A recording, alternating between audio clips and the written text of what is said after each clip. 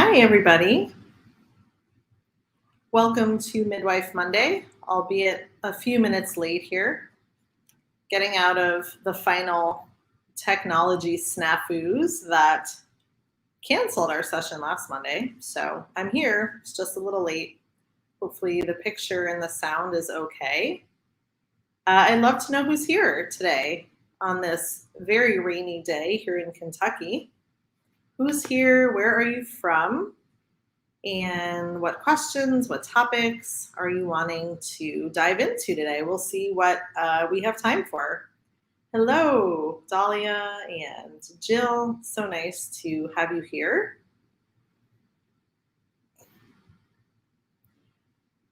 Yeah, so as you hop on, let me know who's here. I know if you're watching the replay, you might want to skip ahead as we get introduced here and form our little virtual circle. Hello, Madeline. Hello, Stephanie. So while people get on and get comfy, this is the first Midwife Monday at my office here in Kentucky. And I don't have much to show you, though. It's not really decorated. In fact, it's very large, and this is just one of 4 rooms. And this room is particularly white and boring. So I will work on that, but not in time for today. The front room, so you come in the office and there's a really, there's a door there and it lets a lot of light in. And that front room is really cute. And I have spent a little bit of time decorating there. And that's where I've been meeting people for consults and prenatals. So that front room is feeling good and cozy. But no internet there that I could plug into. So here I am. You're getting a view of a white wall, essentially. But if you ever come out for a free indie birth workshop, we have one here in October in Berea, Kentucky. You'll get to see the office for real. And I think there will definitely be some more fun workshops coming up in 2022. That's the plan. I think we'll probably have some skills workshops. We may have a Vedic meditation workshop coming up next month. I'm not quite sure about that. And that's not related to birth, but something that I'm personally very excited about if I am able to work that out with the teacher. We may have Dr. Stu Fishbein coming here to teach breech and all of the other fun stuff in 2022. So I think this space will be well used. And it hasn't been energetically cleared or anything yet. I've been just busy at my house and then kind of bare bones here. But I do need to take a walk around and see what the energy is doing in here and where I might want to do certain things. So I think the free workshop will be in another room. So we'll see. Really great reason to take our Witchery 101 class, though, if you are curious about any of that, about how to just energetically assess a space, whether it's your office, your home, your bedroom, your birth space, whatever, and then take the next step into clearing some of the energies and inviting in whatever it is that you want there. So it's a multi-step process. And I need to take the time here. But I love sharing that in our witchery class. And that is something I did want to touch on today because I think so many of you beautiful women here are probably pretty resonant with a lot of the things that we do in that class. I know there's a couple of you here already that did the witchery class, Jill for one. And I bet so many of you are, really, really resonant with clearing energy and learning all of the things together. So if you got our newsletter yesterday, you'll see that I said something like, students for our Witchery 101 is just a term. I think most women are pretty well connected, and the women that took the witchery class last time did not disappoint me at all. I know that they knew so much of it, and it was just fun being together, and I think feeling supported and learning some new skills, and we all did. So that's the invitation for this next Witchery 101 if you are wanting to do that with us. And I would love to have you. So it's indiebirth.org witchery 101. You can check out more of what it's about. You can check out the dates and times and join us if you'd like. It's in September. And the classes are live. There are 3 live classes that I do kind of like this on Zoom, except we can all see each other and, you can talk, you can participate more than this. If you can't make the live classes, then it's no problem. You can just watch the recording. So really fun, getting down to the wire. I think it's 2 weeks from yesterday that this witchery will start. And I'd love to just have more women in it. I think at least 10 more women would be awesome, both for me to do the class and also in being able to really have a great community, because it's more fun together. So that's the plan. And yeah, I hope to see more of you there. If you have any questions about that class, you can always email me. I mean, you can even post them here, really, and let me know. Let me know what they are. We covered so much that I have to even go back and look at all of the topics we talked about, spirit animals and working with kids in magic and how to teach them and support them, and plants and animals. It was really fun. So I'm excited to do that again. It's not really a birth offering per se, but yet there were a lot of birth people in that first class with me, midwives, doulas, pregnant women. So just naturally, that's who I would attract. And I'm looking forward to it again. So, all right. And a late hello here from me to, I think I said hi, Madeline, Jessica, Sloan, Honesty, Samantha, hello. And thanks. Thanks, Talia. Yeah, pretty white walls. Anybody is good at decorating, you should get in touch with me. Maybe I'll steal some of your ideas. It's not even decorating at this point, it's layout. It's like what to use for what. That's where I'm at. Okay, well, we are going to choose a card. If you're new to this Midwife Monday, this is almost always how we start our time together. And that's really circle-like. So again, not to keep referencing the witchery class, but similar vibes, just in community and seeing what comes message-wise for all of us today.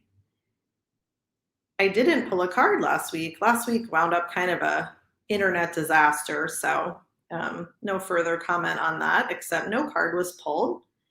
And this week, I have yet another special deck to share with you. I have so many decks, as many of you know. And this one is really, really super special. So the deck is called Sedona. It's the Sedona deck. And it's by Kathleen Gabriel. I'll show you the book. Sedona deck, Kathleen Gabriel. It's pretty simple. It's a pretty simple deck, meaning the cards are just simple. The art is simple and the words are simple, and, interpretation, of course, can be more complicated.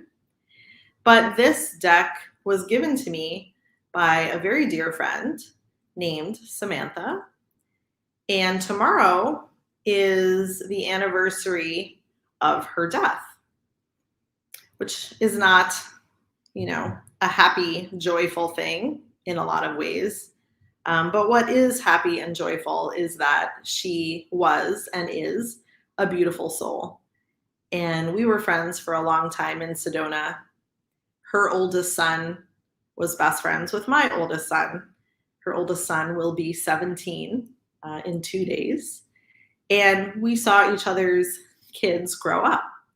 In fact, her second born and my son, Rune, are very close in age and were very similar in personality when they were younger. So we did mothering together in a lot of ways.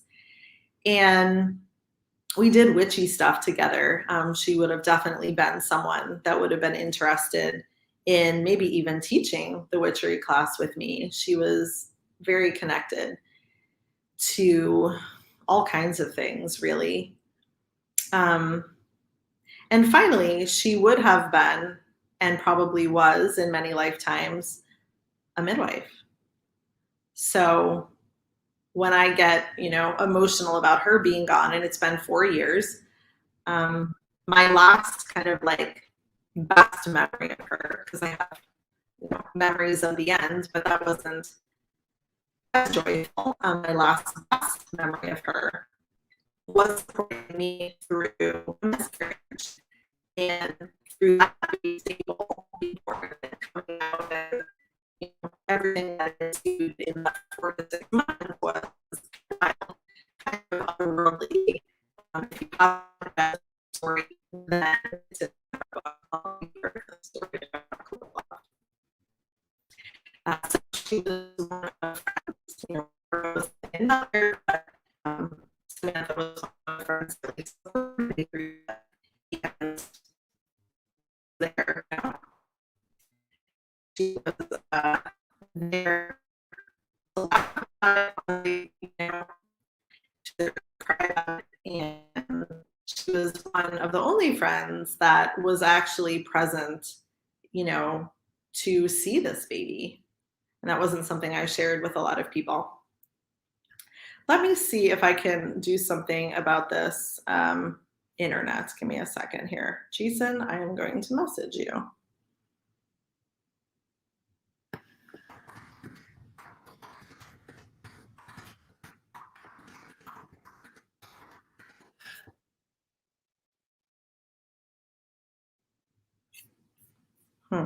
Let's see.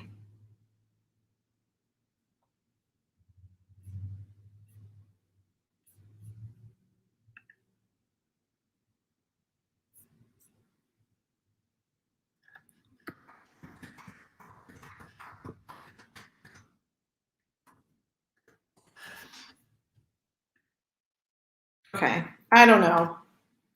Jill. This is all an experiment. We'll have to see how this goes here. So anyway, that's my long monologue about these cards and my friend Samantha. And I know, she's around and beautiful and shining and is going to help us pick a card today. So here we go. From the Sedona deck, what is needed right now?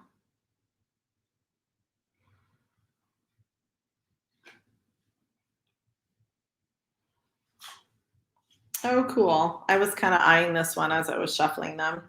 It's the Javelina. This is one of my favorite creatures in Arizona. And honestly, I am missing seeing these little guys. There are no javelinas this side of the country. A lot of people think they're pigs. They are not, but they are some kind of giant rodent, essentially, that resemble pigs. And they are really cute and sometimes scary, but really like entertaining. We have a video the last month or two we were in Sedona. My kids got a video of these creatures coming to the door of our house and kind of like snuffling and sniffing, and they're so cute. They love trash. They love to eat up plants. They're nocturnal, they make sounds and they're kind of stinky, but it's always fun to see them. So to me, there's an air of like playfulness to these creatures. They can be serious. In a group, they can be aggressive and they might kind of like rush you, but they're not by nature mean, I don't think, or aggressive unless they're threatened. But they're definitely pack animals. And if you see one, there's probably 12 more behind it. So the card itself says choice. I don't know if you can see. It's kind of a bad glare here. Sorry. Choice. So yeah, maybe reminding us we have a choice. Maybe saying right now you're being presented with a choice. I'm trying to feel into it for me. Yeah, I guess for me, aside from, like the joyful, playful, silly kind of message that a javelina is, choice is bringing up probably more of like world events kind of stuff for me. How many times with all this craziness are we going to be reminded that we do have a choice? We do. And our choice is just as valid as the next person's. Even though, the narrative seems to definitely, in some places, feel like it's weighing more heavily in one direction. So I had a consult this morning with a pregnant woman, and at the end, she told me that her doula, whoever that is, don't know who it is, her doula would not support her if she worked with me. And it simply came down to, from what this lady shared, my choice to not play into the fear, my choice to not wear a mask, my choice to invite people into my space in love and not fear. And for me, love means that we leave all of that outside. People are welcome to be here. Yeah. Yeah, I guess there's a storm happening. I'm not near a door, but I can hear it. So it could be that's messing with the Wi-Fi. Sorry, all. So yeah, that's what choice is meaning for me today. And of course, I know I have a choice, but so do other people, and people are free to make that. I'm very clear about what is welcome here in my space, in my energy field, and I'm really not compromising with that. So yeah, it reminded me that everybody has a right to that. Everybody can go the way they're going, no hard feelings. In fact, I love it. It makes it really clear where people are at. And I think that helps avoid further awkwardness or conflict. So just go where the flow is taking you. But remember, you have a choice in that. You don't just have to go with. You really don't. And when you express your choice, there will be plenty of people that come out behind you and say, yeah, that's my choice too. So let's see if the book says anything. This is, again, really simple book. And thank you, Samantha, for that reading today. Let's see. Javelina. Yeah, they're so darn cute. I wish you all could see one. So it says, the spotted peccary, our own wild pig, is often quite destructive in his constant search for food. Usually quiet, they can be loud and aggressive. Sometimes life can sneak up on you or suddenly whack you on the head. You are always able to determine the effect by your perspective. It is always your choice how to view things. You can approach from either a positive or negative point of view. So cool. Yeah, so this is not really about an actual choice, but the idea that we can choose perspective. I like that too. So yeah, what perspective are you going to choose? And I think I don't understand why people aren't asking themselves that question across the board, right? Whatever choices come after that, it's not really my business. But the choice of love or fear, which way do we want to engage with the world? And I'm really pretty firm on choosing love. So that's the Javelina. Javelinas are awesome. I wish I had one for you all to see. I wish I could show you this fun little video. But yeah, take it or leave it, your choice, totally. One more time, cute little Javelina. Yeah, and like I said, they are they're pretty determined creatures. They're pretty determined. Like, if they want to cross the road and there's 20 of them, you can bet you will wait to cross the road, especially if you're out walking. You have your dog with you. The dogs go crazy. The Javelinas will do what they're going to do. They don't usually hesitate.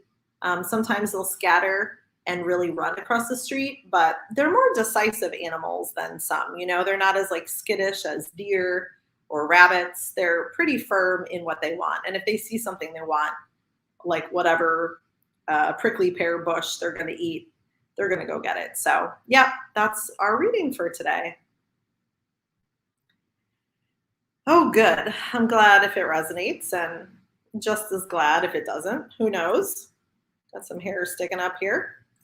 All right. Well, that was fun. I should use this deck more often, not just when I think of Samantha and when she's on my mind. It's definitely an awesome deck.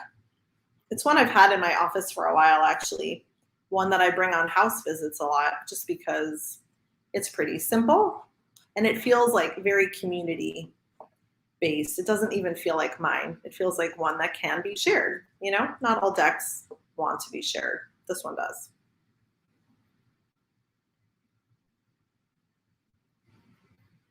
All right. Well, we usually get into the birth talk about now. I would love for one of you or more of you to post a couple of comments or questions. That's usually how this goes. Formulate those around the questions or comments. While people are doing that, I do want to also put out another kind of announcement, for lack of a better word, to the universe. So maybe not to any of you directly, but who knows, right? How information travels and people know people.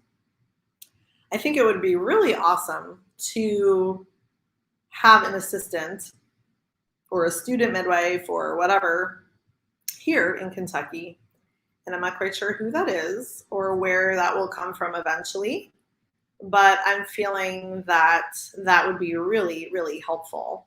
And I think in best case scenario would be really exciting, really exciting to start building a team here of women that can serve other women in the ways that I see it happening. Today's consult is a great example of that. And by that, I mean, there are plenty of birth workers out there who are not on the same page. And again, I'm just going to leave that.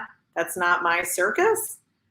But I do appreciate aligned folks and women that are resonant in the same ways. So if you know someone, if you think of someone, send them my way. If they are living in Kentucky or wanting to, that would be really, really amazing. I've been attending births for many, many years at this point, 15 years about. And sometimes I haven't had help, and it's always worked out fine. Hey, it's 3:33. What a cool time for those words to come out of my mouth. It has. It's always worked out fine. So I don't mind that. I'm not scared to go to births alone. In a lot of cases, I like to go to births by myself. But I think there's really, really something beneficial about having another pair of hands there, and maybe even two. Maybe even two pairs of hands with the right circumstances, and if that's okay with the mom, it can only help in most cases if everything is a go as far as match. So I'm open to that. In the past, and I don't know that I'm willing to compromise this, but in the past, students have been part of our school. That's kind of a requirement that Margot and I have had. But I'm willing to talk with other people too that maybe are wanting to stay more in an assistant role. It really depends how that is looking or feeling. And see, I don't really know what the universe has to say about it, but I do know that I need some help.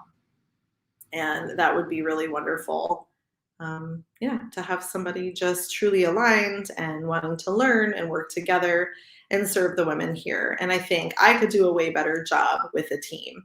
And honestly, if I think like sequentially about that, that could be the beginning of this birth center idea too. It's just getting enough people here that are wanting to do this. And, as they say in the field of dreams, right? They will come, build it and they will come. And kind of doing it backwards. So anyway, I'm just putting that out, not to anybody individually, but just as an energy that a team of indie birth people here would be so welcome. And I think we do really great work together. That's awesome. I definitely want to hear from you.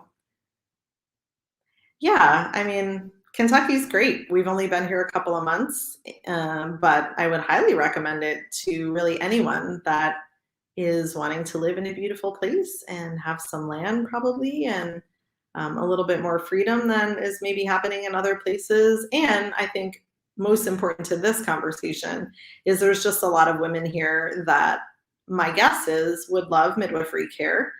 I've met with a lot of VBACs, VBAC mamas since I've moved here. And so that seems to be a theme that I'm not sure if that will continue or not. I certainly have attended VBAC many times in Arizona, but it wasn't something that came up a lot. And here it's been almost all of the women that I've met with. So I don't know what there is behind that. I don't really know even, the more political reasons that might be happening, but I can tell that yeah, that support is needed here. And like anything, midwifery is one of those things that you kind of will be as busy as you want to be, has been my experience. And with 10 kids, I don't want to be crazy busy. So again, I would love a team. I would love to share some of the responsibilities and, not be on call alone is a huge thing.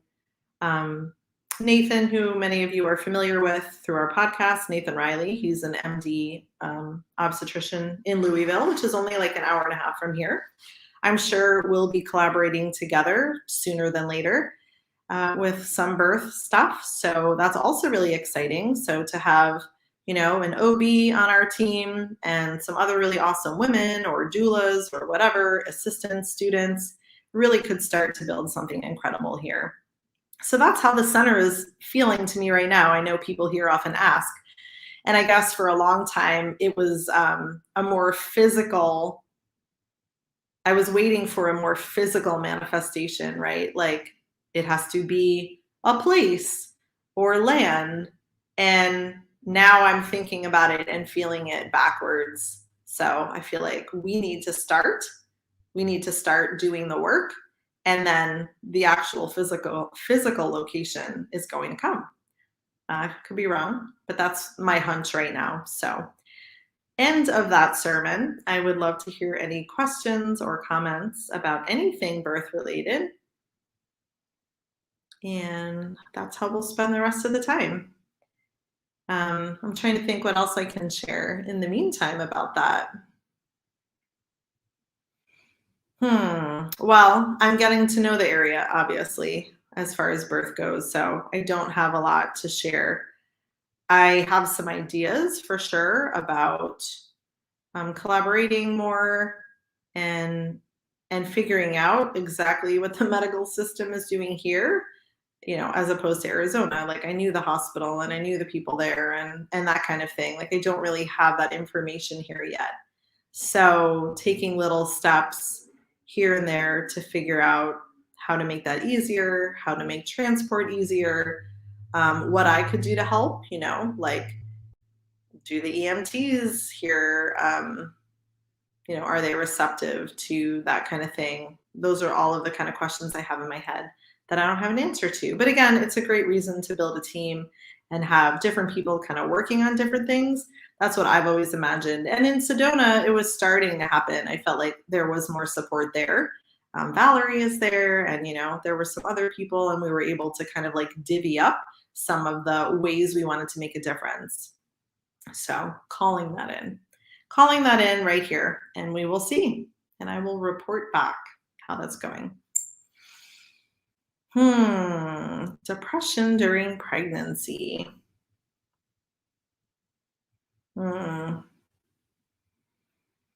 Yeah, well, I think that's a great topic, Alexa.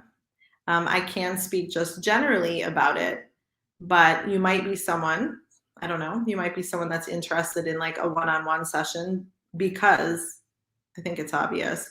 There's so much story there, right? There's history and there's your personal life and experience that would need to be shared, I think, for me to fully understand why that feels like a thing now, where that's coming from, and why it wasn't, or maybe it wasn't seen or felt before pregnancy. Keeping it really simple and more clinical, which really isn't my favorite path, but just for the sake of this discussion, it really can be hormonal, and there are women that have a really hard time with anxiety as well, anxiety and depression during the pregnancy experience. And it can be debilitating. So I definitely have supported women through that. But again, I think there are some really good questions to ask, or to ask yourself, about so many things, and figuring out where that sadness comes from. What happened in the past, perhaps, that is still lingering, is a great place to start. But definitely can be hard. People don't often want to talk about that kind of thing in pregnancy, right? Or might feel like, oh, everyone thinks I should be happy, and I'm really not. Like, what's wrong with me? So I think there's a lot to dig into there.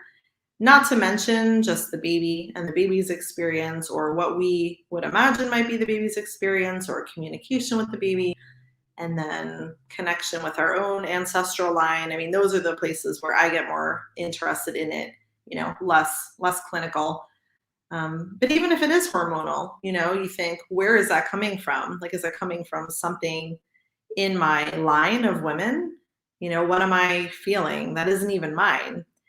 And I think on that note, as I have said a lot of these Midwife Mondays, so much right now that we all are feeling isn't ours. And so that can be the first and simplest check in when someone's feeling depressive or anxious, is just feeling that in our bodies and asking, is it mine? Where do I feel it? What does it feel like? All great places to start. So thanks for sharing that, Alexa. Maybe that's sort of helpful. Maybe it's not. Um,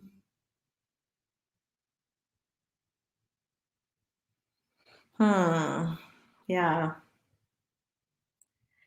It's really tough to deal with feelings after birth. And sometimes they don't even seem to make sense. Not that yours don't, but this feeling of grief after birth can be really heavy.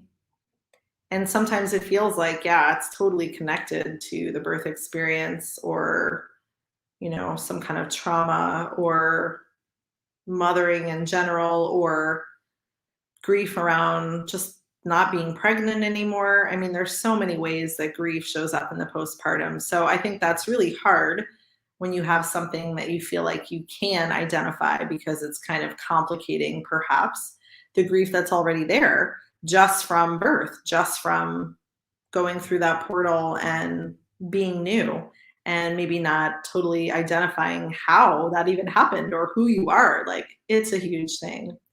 So 10 weeks is not a lot of time, as you know, in the big scheme of things.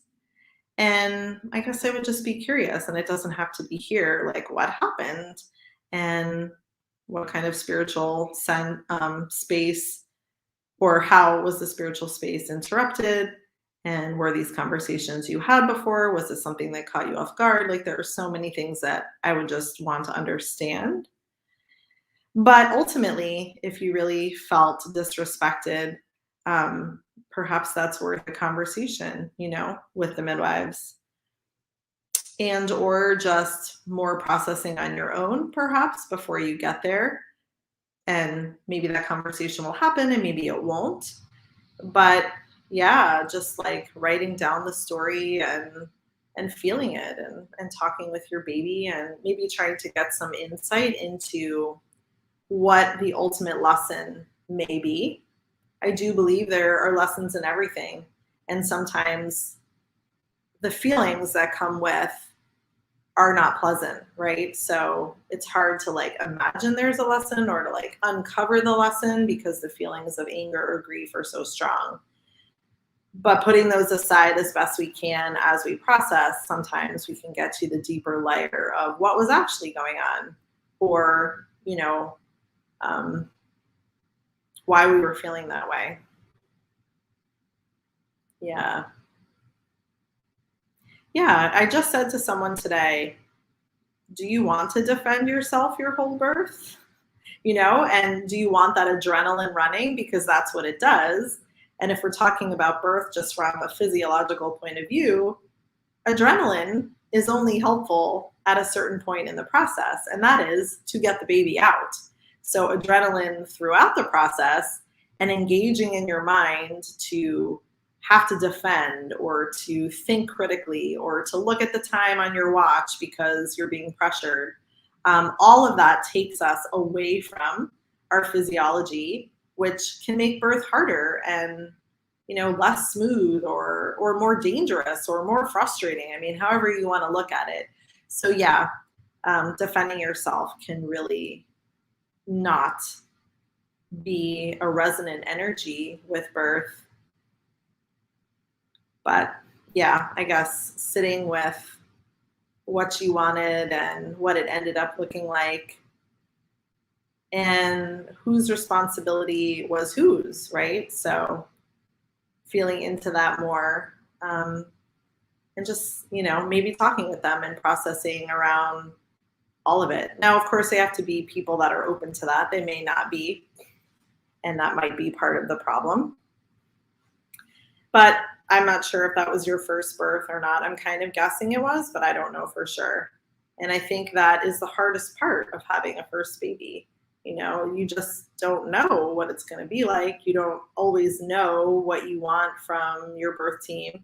And you don't often know until you're in it. And so you really can be left feeling like it happened to you rather than you were powerful in it. And, those people were just there doing whatever things they did. So it's a shift of perspective.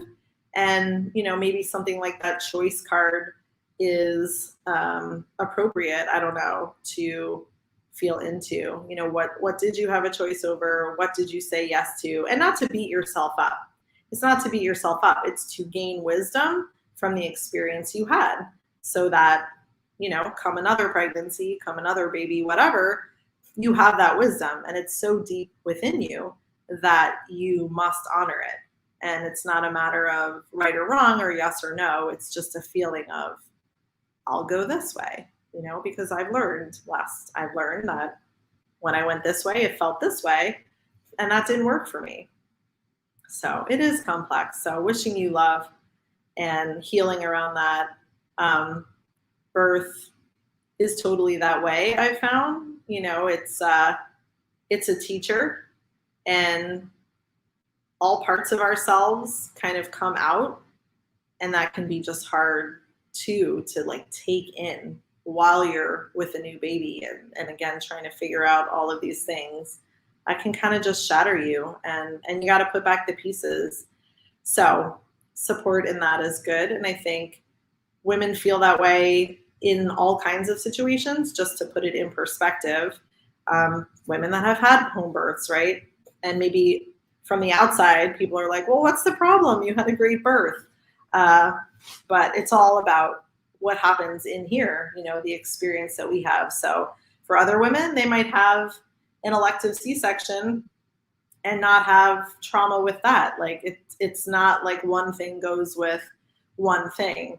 So all kinds of experiences, but regardless, birth in general seems to shatter so many of the old identities. And I think that is definitely a challenge of the postpartum in whatever way it presents for you. For most women, there's sort of that project of all of that. So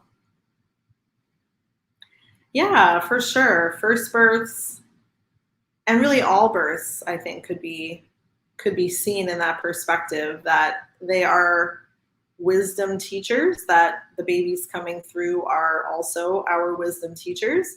And we get information to raise them in the ways they're being asked. We get an upgrade ourselves, perhaps, to be in the world. And that might give us information for the next birth. It might just allow us to be in the world differently. I mean, I know for me, after my second birth, that was when I totally switched paths and became a midwife, or, got on the track to becoming a midwife. Never in a million years would have thought it. So everything I thought was me, everything I thought was true, got blown up with his birth. And I'm so grateful. And so each time that's happened to a certain degree. And I don't know that every birth, has to feel that way, but the potential is there. So I guess, my parting words on that is, yes, it's hard, especially when we feel like we have been traumatized by some part of the experience. And so, I'm not trying to invalidate that, but sort of next level, there is a lesson. There is, and there's wisdom, and I trust that you will find it. And if you need support in that, please reach out. Yeah. I mean, is that not why, in a lot of ways, we enter into a pregnancy experience. I mean, I'll speak for myself. Certainly, I wanted all of my children. I love them, and I wanted each of them individually. But there was also an element of just really enjoying and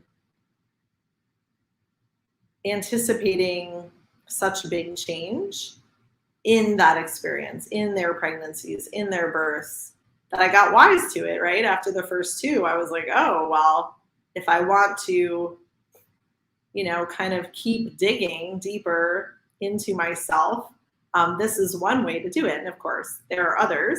And I think a lot of them overlap with pregnancy and birth, but it is a pretty sure path to just getting rid of what doesn't serve anymore. So I think that's the good news. And it's an invitation. I'm not saying you have to experience it that way. I'm not saying everyone will. And I think there are people that don't want to, and that's fine too. So I know I'm interested in that. Those are primarily the kind of people I work with that are curious about what's under the surface, that nothing is what it seems, right? So clinical anything, anything you've got going on, or even a birth story. And my own birth stories, come to mind. Just the couple that had things go down, or, had transports. Was it really about that? Like for me, in hindsight, I would say no. It wasn't really about whatever I thought it was about. It was about something much deeper, and there was a lot of letting go of control, right? That's a huge theme for so many women.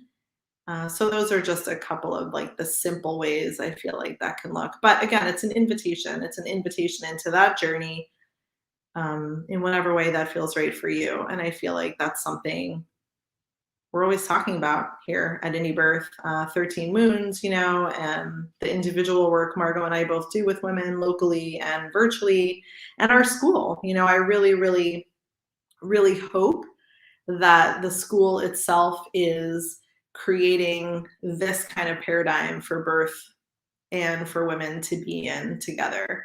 So in other words, midwifery itself can be so clinical. It can be so, well, you have high blood pressure. That's all there is to it. I'm going to write it down. And at the end of the day, that's what we got. And I think we are just really, really creating women all over the world that are interested in these deeper conversations. That yes, we have this clinical information, but that's not the real story. That's only a part of the story.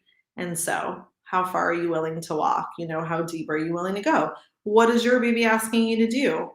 It's not about your midwife telling you you should or shouldn't. What is this pregnancy requiring of you? If you're really honest and you're really just open to like, all right, here I am. It'll happen. It'll happen. And it's really, I think, the best memory of my pregnancies that I have is knowing that there was so much more to everything, even the harder parts, even the sad parts of, of having a miscarriage. Like all of this was just uncovering things that have really been great for me to look through and look at. And so I'm so grateful for that. All right. Well, that was kind of a ramble. I don't even know what that was about exactly. I've been trying to put, kind of topics when I save these to YouTube so that people know more what they're going to get if they choose to listen to a recording. This one might be a little challenging. I don't know. Maybe Jill, you hit it. Just the deeper path, the deeper spiritual path of pregnancy and birth was a ramble on that. Yes, perhaps.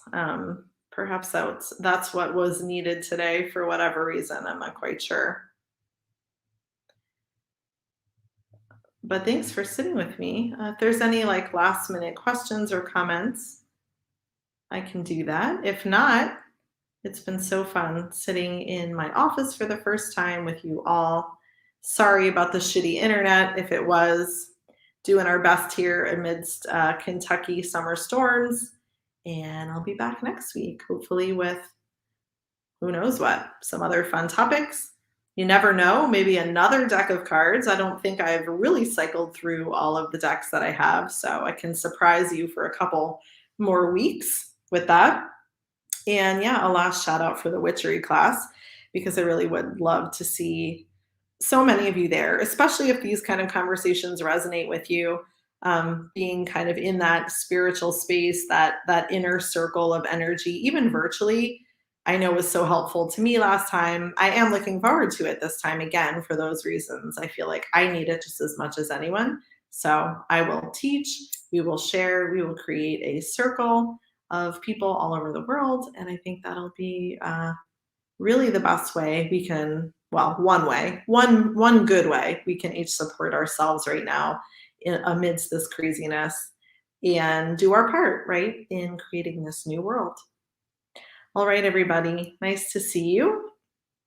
I will see you next week, and I hope you have a beautiful week. Bye.